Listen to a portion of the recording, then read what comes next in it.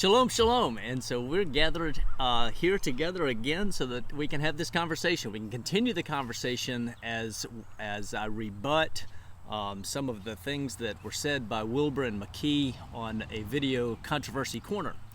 But what's more important to me is to share truth with you, the viewer. It is my desire that you get a full picture of really what's going on, a full understanding of what Yah's Word says, and so we will be getting into that in more detail.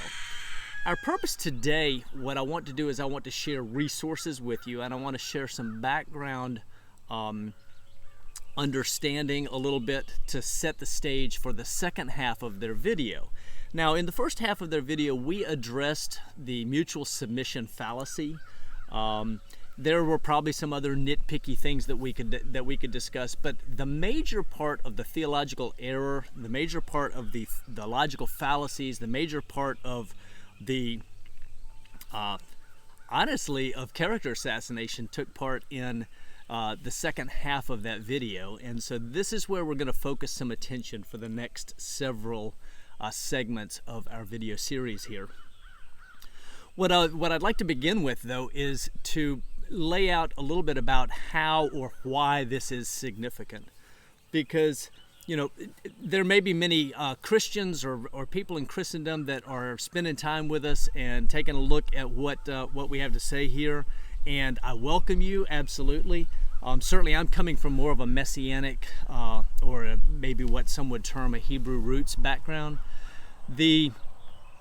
And the perspective is because a number of years ago I began a study that led me to ask questions about and to find errors in Christendom with regards to Christmas and Easter and recognizing that they had pagan influences. And then I began to understand that the Sabbath had never changed and that actually Sunday comes straight out of Mithraism and was also a pagan-influenced change that was brought by the church fathers. In fact, Christendom admits, the Catholic Church admits that they changed the day to Sunday, and they didn't do it until the 300s. And so then the next thing was I started studying what Scripture had to say about food and recognizing that indeed God's food laws are also forever. When He says that these things are an abomination, things that were an abomination then, things that are an abomination in Isaiah 66 verses 16 and 17 at the end of days are an abomination today. And so with sort of that foundation, I recognize that the day of worship, the feasts, the things that we put in our body, other elements had pagan elements introduced by the church fathers. It was no surprise to me that when I began studying marriage and began studying some of the things that Christendom has and definitions that Christendom has in their doctrines of marriage, that there were pagan elements tied to that as well. And so I began to dig into that. Now, it led me to a place that I believe is absolutely solidly theologically sound, and we're going to go there. Okay, and that is dealing with whether or not a man can legitimately and biblically and righteously have more than one wife. We have Abraham, we have Jacob, we have Gideon, we have David, and many others in Scripture that are named that were specifically told. And God never, not once, zero, zilch, nada. There's no place ever that He condemns this. And so I needed to understand and study. And so the first place that I went was to Scripture. Some good friends say test everything, and that's exactly what I did. I went after this with a vengeance, going through what does Scripture say regarding marriage, and ultimately whether or not it is righteous for a man to have more than one wife. In the process of doing this, I had to read both sides. Now, my detractors in their video make the specific claim that I don't believe Pete Rambo does this. And it really kind of leads to a nice mashup, because in that same video, David Wilber had read a piece where I specifically said that I read Wilber's book in order to read parts of both sides. You have to go into a text willing to consider other points of view. Mm-hmm. You have to be willing to hear other sides. I don't pick up from a lot of the things that you have read that someone like Pete Rambo is that open-minded. How many people are willing to, okay, let me consider another perspective? Honest scholarship demands reading both sides of an argument. Over the last several years, I've been studying and understanding what the Torah and Scripture as a whole says concerning headship and patriarchy. In the process, I read a short book by David Wilber titled Is God a Misogynist? Understanding the Bible's Difficult Passages Concerning Women. So that's kind of fun. So what I would like to do today, before we go much further into the discussion and really start looking at the particulars of the theological errors that Wilber and McKee commit, and that are very common in Christendom, what I would like to do is I would like to share with you resources. I want to demonstrate to you, as I said in the introduction video, that this is a conversation that's been going on for a long time. I want to explain and I want to demonstrate to you that I'm not the only voice that's saying this. I want to demonstrate to you that you can go do your own due diligence. Now, pay attention. If you go back and watch the original video with Wilber and McKee, they never mentioned my website. They never mentioned the books that I've written. They never mentioned any resources that would be from the other side, but they criticized me for allegedly not reading the other side. Well, I'm going to do just the opposite, and I'm going to sit right here and I'm going to show you one resource after another because I want you to go do your homework. They don't trust you to go do your homework. They don't trust you to study it out. They want you to take their word for it, okay? And so I'm going to challenge you. I'm going to dare you to go do your own due diligence. Start with the Word. This is the foundation for everything. This is the foundation for everything. But what you're going to find is that there are others that have also done this, and they've come to exactly the same conclusions that I'm going to begin sharing as we proceed into the next few videos. So let's take a few minutes. Have I read the other side? Recall that I started in Christendom, and I started with a monogamy-only mindset. And so when I began studying, I found something that didn't fit and created cognitive dissonance in my mind. How could Jacob be righteous? How could God never call him on? Or, as we will see, God created the circumstances for Jacob to have 4 wives that led to Kol Israel, the nation of Israel, the people of Israel, a tribal patriarchal family. So when I had that cognitive dissonance going on, I had to dig into the Word, and it led me to truth.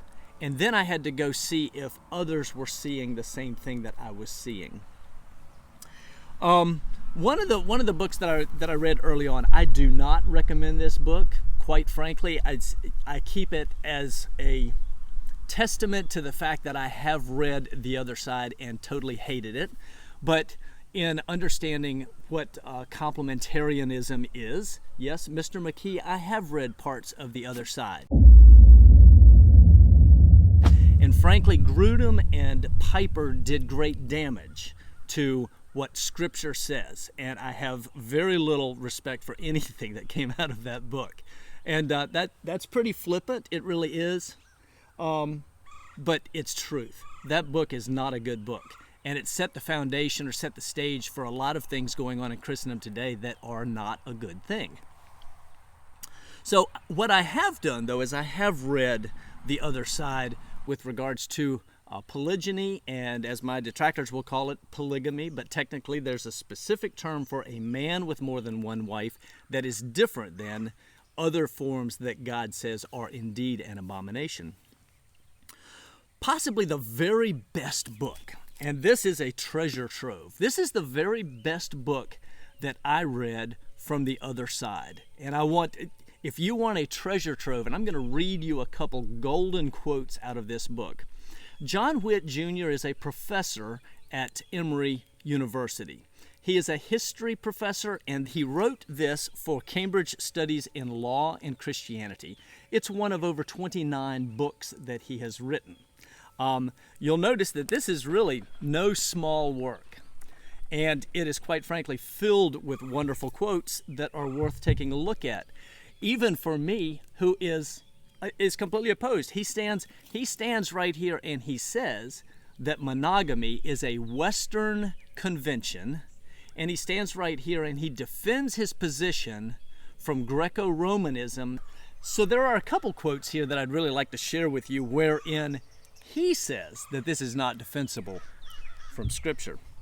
He says the first millennium church's canon law on sex, marriage, and family life followed the Bible both in context and in accent, and then adapted these biblical norms to new situations, sometimes absorbing secular laws and customs in so doing. And then he says, this is priceless.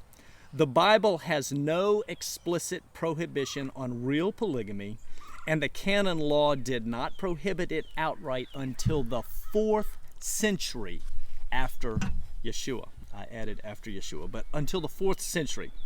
Even then, the few canon laws on point treated real polygamy rather lightly. Adultery was punished 4 times more severely, simple fornication between single parties at nearly double the rate. He continues in the next paragraph. It was the law of the state, not the law of the church, that prohibited real polygamy, and it did so with growing severity. But see, he arrived at that conclusion because he did his homework. He did his due diligence. In a previous quote, this is what he had to say. Already a half a millennium before the time of Jesus, ancient Greece and ancient Rome had chosen monogamy as the only valid form of marriage that could produce legitimate and heritable widows and children. 6th and 5th century BCE, laws of various Greek city-states made clear that valid marriages had to be monogamous, and this norm also became commonplace in the first Roman law collection that have survived from the mid-5th century BCE. Listen, this is priceless. Monogamy was a quintessentially Greek institution of the ancient world. Stanford ancient historian Walter Scheidel has shown, and the Thracian Greeks and the Romans after them regarded polygamy as a barbarian custom or a mark of tyranny. God didn't call it that. God used it as a way to build family, clan, and tribe, and to establish the wealth and power and authority of a man or men, not power to the state. And Dr. Witt affirms that on the very next page. He says Plato's student Aristotle, 384 to 321 BCE, viewed monogamous marriage as the foundation of the polis, or the foundation of the city-state. Later, in the same book, he takes that particular piece back up, wherein he's referring to William of Avignon's work in the 11 and 1200s, and he specifically said, moreover, William continued, polygamous households can become independent powers that rival and distort the rule of legitimate political powers. Aristotle had properly seen that the household is the foundation of the polis. Is it any wonder that Yahweh used polygyny as a form of giving power and building clan and building wealth in Abraham and in Jacob and in Gideon and in David and in other great men? Is it any wonder? He knew what he was doing, contrary to what Dr. Witt specifically says is contrary to the will of the state. So here's a Christian man defending monogamy, and he's doing it on the basis of Greco-Roman influence, and he uses Greco-Roman law, and he demonstrates that it's directly connected to Greco-Roman paganism. And he says that it's to build the power of the state. He admits that it takes away the power and authority of man. So yes, Mr. McKee, I have read both sides, and your side, possibly your premier author who's done the greatest research in it. His bibliography runs something like 15 pages here. A historian who understands Scripture, he admits that the Bible does not explicitly condemn polygyny. So there you go. Now, let's talk about some pro sides, because the truth is, when I came to my position, then I wanted to see, well, has anybody else seen this? Because am I the only one? And that's really kind of the way I was when I initially came into some of my other understandings with regards to Shabbat, with regards to the feast, with regards to other things in Scripture. And so I was deeply concerned that I'm way out on a limb and I'm completely messed up. So I started doing some reading and research and looking around. And I found one gem after another, and I want to share a number of these with you. Possibly my very favorite is Man and Woman in Biblical Law by Tom Shipley, available on Amazon. This was written in 2010, and he really begins with a foundation of understanding the role and headship of man and the responsibility for his family, the responsibility for his woman, and for how all of that is to fit together. But then he proceeds into what marriage structure looks like, and then he deals in great depth with a number of different commentators that have commented both positively and negatively towards marital structure. The next book that I give away most often, this is an easy, very fast read. In fact, the first 50 or 60 pages makes the case solidly, and then after that there's good supporting material. This is not comprehensive by any stretch of the imagination, but Clyde Pilkington Jr.'s The Great Omission does an amazing job of identifying the fact that the church, by changing the laws of marriage, actually created the circumstances that injure women, that damage women. And he begins from the foundation of recognizing that at almost every place and time in history, women have always outnumbered men. Marriageable women, while we're born at about a 50-50 ratio, boys' infant mortality among males is higher than it is among females. And then boys do lots of really stupid things. And we go off to war, and we wind up in prison, and just at a higher rate than women. And by the time we're in our 20s, there's already disparity with more marriageable women than there are marriageable men.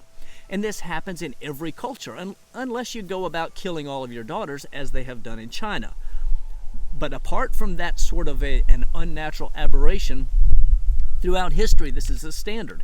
And it's a thorny issue that drove many of these authors that I'm going to share with you to start looking at why is it that there are more women than men, and then what happens is that they wind up being disabused because they are, as Scripture tells us, the weaker vessel. And Scripture, as it explains, they need to be covered. They need to have a righteous, godly man that is leading. And the end result is you wind up with a lot of women where, as two of our authors here are most concerned with, they wind up in very bad circumstances. They wind up in poverty. They wind up in prostitution. They wind up in serial abuse by men, so on and so forth. And they wind up fishing the bottom of the barrel because there aren't good choices, and so they have to fish the bottom of the barrel. What Clyde Pilkington explains is that by abandoning what Scripture says with regards to marriage, what we have done is we have sacrificed on the altar of convenience and on the altar of church doctrine. We have sacrificed our daughters, and we have sacrificed fatherless children, and basically cast them aside in order to maintain this higher standard, or this ideal that I will demonstrate later on actually comes straight out of Roman paganism. Another book that I absolutely enjoyed, that I've read twice, in fact I accidentally purchased it a different way and then realized it's exactly the same text, and so this is a redone version by Don Milton, that I got from Amazon.com. I really like this particular version from Patriarch Publishing House. You can look that up online. They've got multiple of these books that I'll be sharing with you. But this right here was written in the 1860s. It was published in 1869, I believe, by James Campbell. He originally published it under a pseudonym, and indeed James Campbell may still be a pseudonym. But he wanted to study the history and philosophy of marriage and understand polygyny versus monogamy. And among the thorny issues that he was dealing with is the fact that women were being abused, women were being mistreated, women did not have a place of security, did not have a place of provision, did not have a place of protection, and did not have a place where they were loved. Instead, they were used. And over and over and over, this is an ongoing theme. In fact, let me back up to a quick quote here, because I think this is very important. Again, John Witt, I appreciate the fact that he is so honest with his evaluation, because he evaluates a number of these other authors. And we're going to talk in just a second about Thora by Martin Madden. But what he says here in his summary and conclusions to the early modern liberal case for polygamy, that's the chapter, he says, a bit more serious for the tradition were the writings of John Milton, Gilbert Burnet, Johann Laser, Martin Madden, and others who argued that the Bible quite clearly allowed for polygamy alongside monogamy. Their views not only reopened the debate for the biblical and theological case for monogamy, challenging anew Catholic and Protestant conventions, they also presented strong new utilitarian arguments for polygamy as a cure-all for the sexual exploitation of women who were impregnated by the, quote, hungry males of our species, unquote, and then left to fend for themselves and their children. A mandatory system of polygamy in such cases of exploitation, the argument went, would both deter sexual intercourse outside of marriage and hold men accountable for the extramarital children they did conceive. Polygamy was, after all, the system that God had ordained in the Mosaic law to ensure that women and children were cared for, and this should still be a useful option for a modern Christian society that purported to rest its ultimate beliefs and policies on the Bible. It was certainly a better system than the current practice of abortion, infanticide, and bastardy. These writings on the biblical and utilitarian values of polygamy, though provocative, were not taken seriously by the establishment, and they yielded little legal or social change in their day. Again, he admits that these guys have a solid argument that deals with solving the social ills, and that it was God ordained in the Mosaic law. So as we walk into and study this topic, we need to understand, I'm not standing here alone. I'm standing here on the shoulders of great men like John Milton, and standing on the shoulders of Martin Madden, an attorney who was the greatest evangelist of the 1700s that you've never heard of. Why? Because he took his personal fortune and he established it and built the Lock Hospital for Women in London. It was unheard of. It was a hospital dedicated only to the care of women, and dedicated particularly to the care of solving some of the venereal and sexual diseases that they were plagued by, because they were disabused. And it was during that time frame that he came to know the Lord, and in the process of coming to know the Lord, he was an attorney, became a great orator, or was a great orator, and became a wonderful pastor. He built the largest chapel, the largest known chapel in the world at that point, at the Lock Hospital, and filled it weekly. He was a writer of hymns. He was a writer of music. In fact, he was the one who first collated a hymnal and began using a hymnal in church so that everybody could sing, opposed to listening to a choir type setting. But his studies on the plight of women, he wrote a 3-volume set. This is volume 1, and it's actually redone and put together in the original type. This is a beautiful piece that's a great read, but just an amazing study wherein he came to the exact same conclusion that all these other godly men have come to. he came to the conclusion that the solution to the ruin of women, this is actually titled A Treatise on Female Ruin, Its Causes, Effects, Consequences, Preventions, and Remedy, considered on the basis of divine law. He came to the conclusion that the solution is legalization, or actually walking out what God's law says, and that's that the Mosaic law allows for women to be able to search for a godly man, and even if he's already married, they can take hold and become part of his family in what some would regard as a polygynous situation. They can come under his covering and have a place of protection, provision, permanence, and a place for their children to be safe.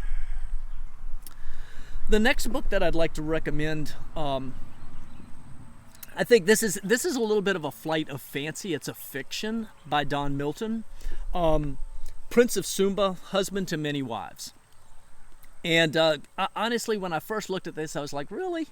But I'm going to tell you, this book is a gold mine, and it's a gold mine in the footnotes. He does an amazing job with hundreds and hundreds of footnotes that connect both to Scripture and connect to historical figures, connect to circumstances. The story of Martin Madden is told in great detail. Things I had no idea. Here I was, seminary trained, and 10 years in the pulpit, and spending time lauding the church fathers and not recognizing that one of the greats had completely been erased from history because he dared to stand against the doctrine of monogamy only. A great modern mind is Dr. William Luck, William F. Luck Sr. Actually, he might not be a doctor PhD. He was a professor, an associate professor at Moody Bible Institute, and he has written multiple books that are connected to marriage. He set out to understand marriage, divorce, and so on and so forth, and in the process came to a place where the 14th appendix in his initial book was on the morality of polygamy. And Moody tried to have him remove that from his book, and he said that he could only stand on truth, and I think he lost his job over that one, but he was willing to take a bullet with regards to his job in order to stand on truth. A godly man, and he's got a number of really good books. I recommend going and looking for anything by Dr. William Luck. I have several books by him. This is the only one in hard copy, others in on Kindle and such. Here's a wonderful, neat, thin book. This is another one from Patriarch Publishing House by James Wesley Stivers, and it's titled Eros Made Sacred. And it deals in part with polygyny. It deals a lot with the headship of man, but the value, the really most incredible chapter in here, in my estimation, is chapter 6, titled Feminism, Witchcraft, and Monogamy. And it's a paper that he wrote where he draws a very good connection between the three, and recognizing that the three are intimately connected because they all have exactly the same purpose at heart, and the purpose is to undermine the headship of man, hath God said. Another book, also by James Wesley Stivers, and this deals more with patriarchy, is Restoring the Foundations. And this is a fantastic book wherein he really deals with the role of the Christian man in his role as firstborn, as his role to his children, to his wife, to God, so on and so forth. Excellent book with regards to masculinity, with regards to the biblical authority structure, as we'll talk about it more in the future, and he addresses tangentially marriage. Another good book, and this is maybe a little bit harder to read, a bit esoteric, but a neat book written by Dr. Gina Murray. She's a research scientist. She also is she is also in a polygynous situation, or polygynous family. A neat, godly lady that is extremely well spoken and has just a wonderful take, and dives deeply into understanding the role of man, the role of woman, how those are designed to reflect or to image the Messiah and the ecclesia, the assembly, the kahal. Okay, how, Messiah and the church, the term that we often use. I was not very aware of the situation in Africa and how Christendom had destroyed, in many respects, the culture of Africa by coming in and demanding monogamy only and breaking up families. And I actually read the master's thesis by Lauren Heiligenthal, Evaluating Western Christianity's Interpretation of Biblical Polygamy. And in doing so, this is an incredible book that will absolutely shake your heart when you recognize the damage that Christendom has done by going into places in the world and demanding something that is not natural. It's actually not natural, and breaking up families. While McKee poo-pooed this a little bit, and he's got his sources and I've got mine. Actually, I spoke with somebody just in the last couple weeks who was in Africa at a mission conference when a sermon was preached demanding that families break up, that men divorce their wives so they could not be baptized into the church, they could not serve in leadership in the church. And he testified to me of men on the ground in tears, begging and pleading because they could not in their mind understand taking whole families that they loved, that they cared for, that lived in harmony, and tearing them apart and casting some out of the house. This will do the same thing to your heart. You understand? And then the thing that this made me stop and think about is the fact that, you know what? If those passages are true the way they have been translated in Timothy and in Titus about one woman, then David is not qualified to be an elder in your little congregation. Jacob is not qualified to be an elder in your little congregation. And that's the point I had to go back and study what the word Mia means. And it does not always mean one. It can mean a, or it can mean first. And either of those translations is much closer to what the Torah says than husband of one wife. But we'll get to that a little bit later on when we talk about what Scripture does and does not say.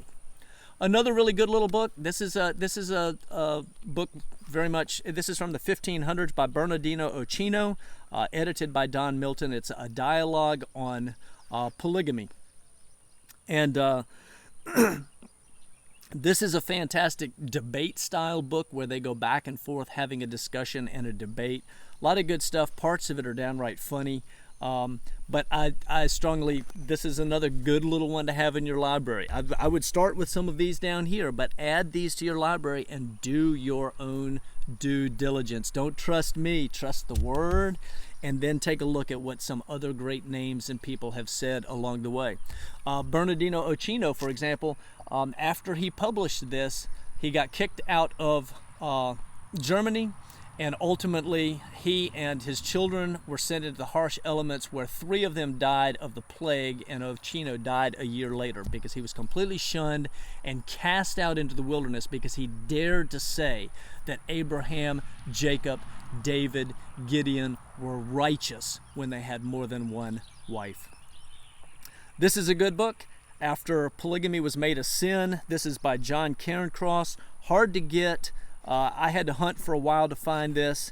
Occasionally it's available at Patriarch Publishing House. It's actually got some historical situations along the way where polygyny was practiced by Christian denominations that were persecuted heavily, and in some cases were actually men went to war against them and killed them all. They would have killed Abraham too, and Jacob, and thought they were doing righteous. Here's another book. I'm in the middle of reading this right now. It does not go to the depth that I would like with the research to support his thesis. However, I believe his thesis is correct. This is by J.A. Farmer. Does the Bible condone polygamy? And his thesis is that monogamy only as an ideal is idolatry, because what it does is it leads us to a place of accepting the rules of the of the Greek gods and goddesses and what their system was. Their system was temple prostitution and carefree sex on the side, but you could only have one wife. And you could divorce that wife and go get another one, and you could divorce that one and go get another one, and you could divorce that one and go get another one. You know, kind of like what we have in Christendom today, the things that are sort of, you know, just winked at, but heaven help if you mention that polygyny was okay. But what he does is he develops the idea that accepting the monogamy only, I want to be key here, monogamy only position as doctrine, you're actually accepting the doctrine of Greco-Roman paganism, and doing so is a form of idolatry. Fantastic and very interesting perspective. The Patriarch Publishing House has a regular newsletter, and often those newsletters get collated into journals. And so this is full of very short articles, interesting little pieces, different people's perspective. This is a nice little resource for just some quick, easy reading. And the last one, certainly not the least, another very thin book. This is not written by a believer that I know of. It's written very much from a social perspective or sociological perspective, but he makes an incredible case for polygyny as a form of building wealth and power base. And he's specifically speaking to the black community as a way for them to have a way back into power and wealth. And it's very interesting that he goes about the angle that he takes, but it is a gold mine of astute insight. It's a gold mine of interesting and different thought process in going through and understanding. And I think when I got finished reading this, I understood a lot more about why God uses this as his system to build family and to build clan, because of the way that it allows a family to build wealth and power. And I just realized I've got another book somewhere that I thought was in my stack, and it's not here, and I wish it were. It's a book by Dr. Patricia Dixon Spear that is titled "We Want for Our Sisters What We Want for Ourselves." And she also, like Hondo, is not coming directly from a Christian perspective. She's coming very much from a sociologist perspective. But what she does in that book, that's a neat book, is she delves into the African American community, the dearth of quality or godly, or she wouldn't say godly or righteous. What she would say is men who will take responsibility for and maintain a family and not be players or whatever out and about. And she goes through the statistics from the U.S. Census and from other places in order to demonstrate that the marriageable men are outnumbered almost 2-to-1 by marriageable women. And her solution that she comes to, and then she goes through and does the research and interviews many families, both from Muslim and from African and from Mormon backgrounds. Her solution is polygyny as a way to bring young men, boys, and mothers into a household where the boys can be raised by fathers, men, thus reducing the crime and poverty rates and everything else that unfold from fatherless children and from women who are on the dole to the state and so on and so forth. So that's another really good book, but not a primary source. But she, in that book, also echoes the fact that a man has the ability to build wealth and build a tribe. She uses the term tribe by doing it with through polygyny and building a patriarchal family, opposed to the state stealing everything when they reduce the number of men or reduce the ability for a woman to have a man by demanding monogamy only. So these are some of the resources. I recommend you do your study in Scripture, and then I recommend that you order some of these. Go look at them. These are the books that McKee and Wilber don't want you to see. This is the other side that they don't want you to see. That's why they don't bother. That's why in their video they didn't name my blog. They didn't name any books that I've written, and I didn't even put my stuff in here. They didn't put anything there because they want to be the scholar and they want to tell you what you're supposed to believe. They don't want you to look behind the curtain and find out that the emperor has no clothes. I'll have to give the matter a little thought. Go away and come back tomorrow. Oh, pay no attention to that man behind the curtain.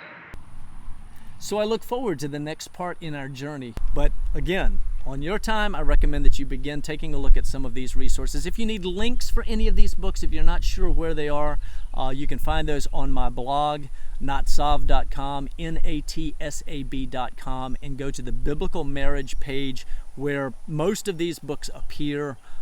If not, you can contact me through the About Us page, or you can contact me through the Contact Me page, and I'll be happy to answer or point you in the direction of any of these resources.